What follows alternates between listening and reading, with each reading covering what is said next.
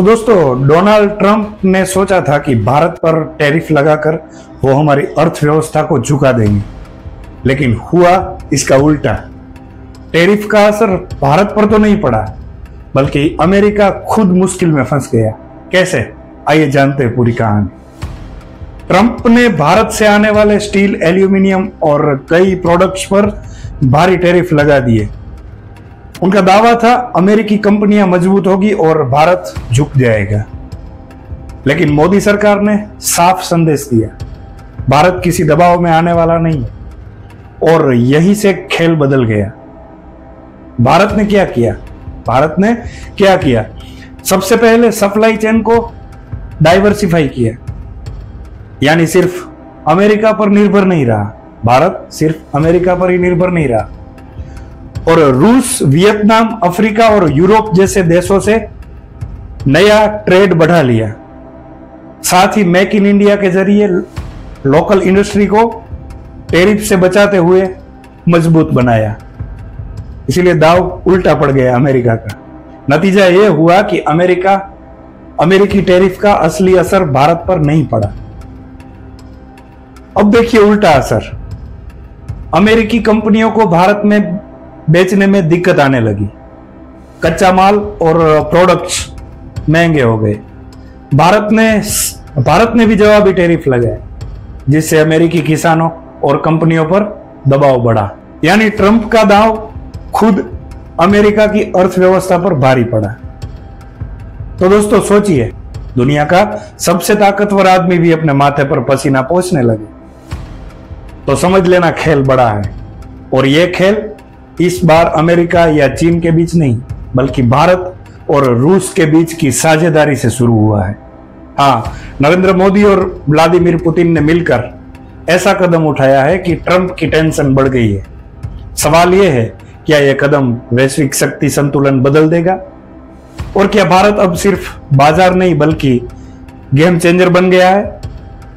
तो आइए जानते हैं पूरी कहानी। दोस्तों, दुनिया की राजनीति में मुलाकातें सिर्फ फोटो खिंचवाने के लिए नहीं होती।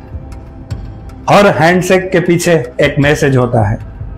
जब मोदी और पुतिन एक साथ मंच पर खड़े होते हैं तो मैसेज साफ होता है, भारत अब किसी के अंदर दबाव में झुकने वाला नहीं है। रूस भारत रिश्ते सिर्फ डिफेंस तक सीमित नहीं रहे। ये रिश्ते ऊर्जा, टेक्नोलॉजी, अंतरिक्ष और वैश्विक अर्थव्यवस्था तक जा पहुंचे हैं। और यही वजह है कि अमेरिका और खासकर ट्रंप जैसे नेता चिंता में पड़ जाते हैं। रूस आज दुनिया का सबसे बड़ा ऊर्जा सप्लायर है।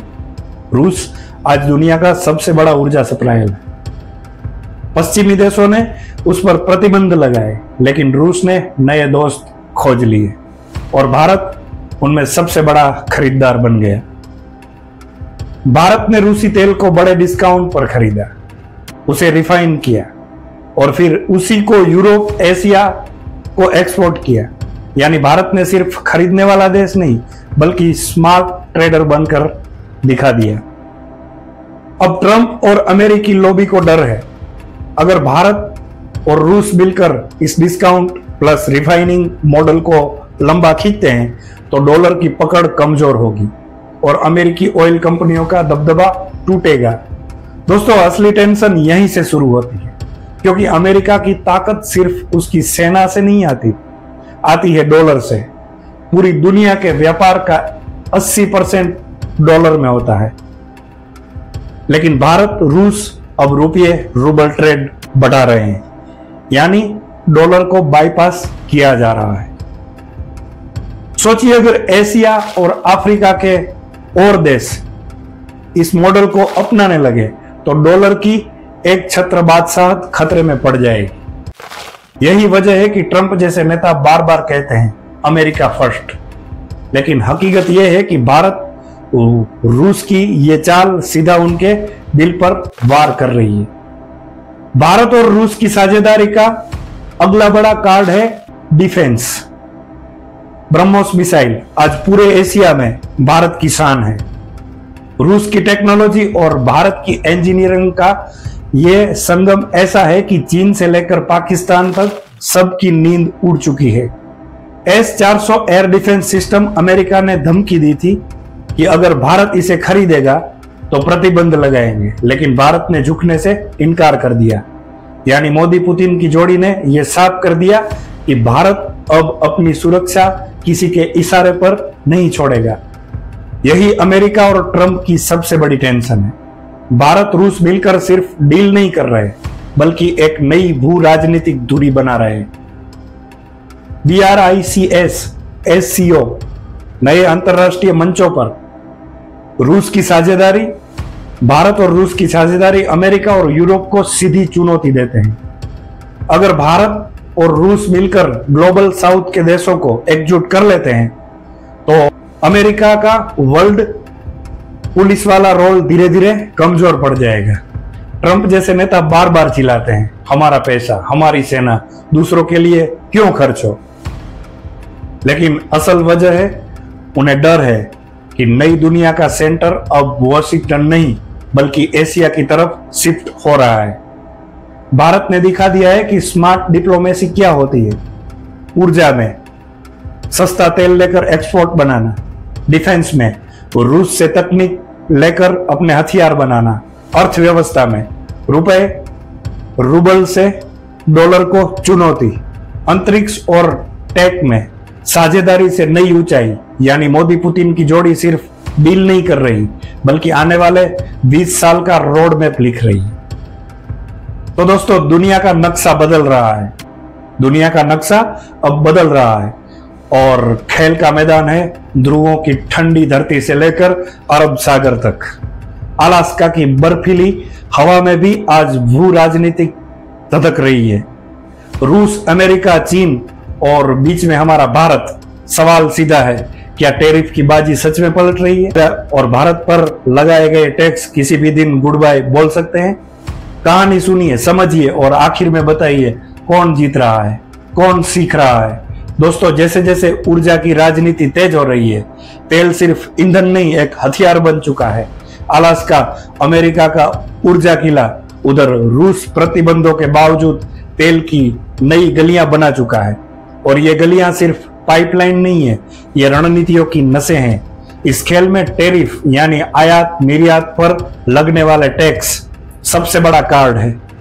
आपको याद होगा जब वैश्विक बाजार डगमगाए तब कई देशों ने अपने अपने उद्योग बचाने के लिए टैरिफ लगाए। अमेरिका ने स्टील, एल्यूमिनियम पर कड़े टैक्स से लेकर कुछ देशों के विशेष व्यापार दर्जे तक बदल दिए। मकसद घर की फैक्ट्रियों को ताकत देना, नौकरियां बचाना। लेकिन दुनिया सपाट नहीं है।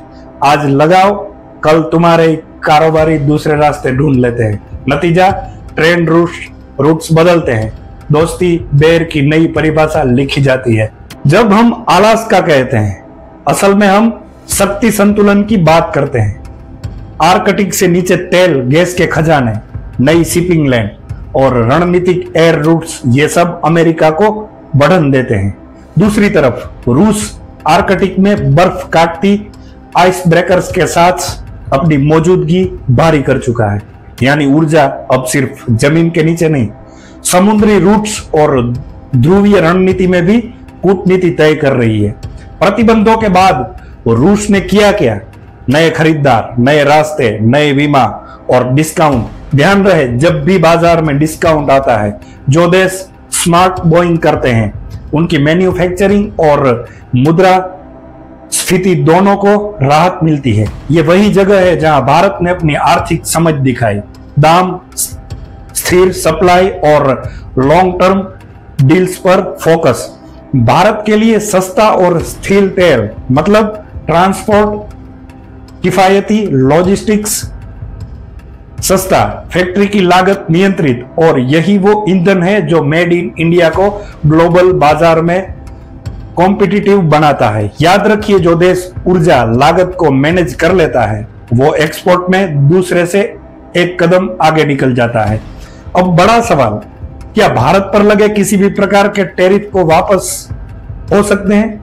राजनीति में कभी नहीं जैसा कुछ नहीं, 5 फैक्टर तय करते हैं। घरेलू महंगाई और इंडस्ट्री की लॉबिंग, कूटनीतिक रिश्ते, डिफेंस से टेक तक, चुनावी वादे बनाम आर्थिक मजबूरियां, सप्लाई चेन की सुरक्षा, इंडो पैसिफिक में बैलेंस ऑफ पावर, जब ये पांचों एक लाइन में आ जाते हैं, नीतियां रीसेट हो जाती हैं और टैरिफ रिव्यू से रोल बैक तक जा सकते हैं। तो ट्रंप की राजनीति का एक चेहरा टफ टैरिफ, लेकिन दूसरा चेहरा डील मेकिंग। अगर किसी डील से अमेरिकी उद्योग को नेट फायदे दिखे तो शर्तों के साथ रोल बैक या इंजेक्शन भी टेबल पर आ सकते हैं, खासकर तब जब सप्लाई चेन रिस्क कम हो और दोस्त देश निवेश से अमेरिका में नौकरियां बनाएं।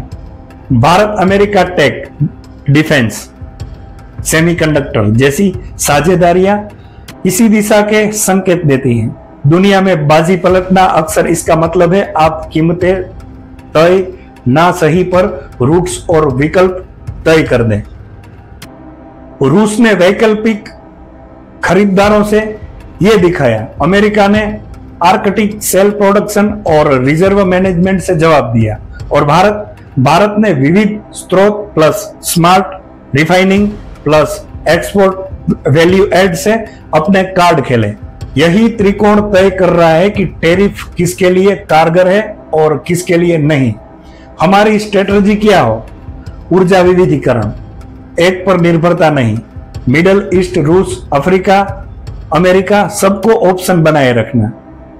रिफाइनिंग टू एक्सपोर्ट, कच्चा तेल सस्ता, वैल्यू एंड प्रोडक्ट्स का निर्यात, डबल एडवांटेज।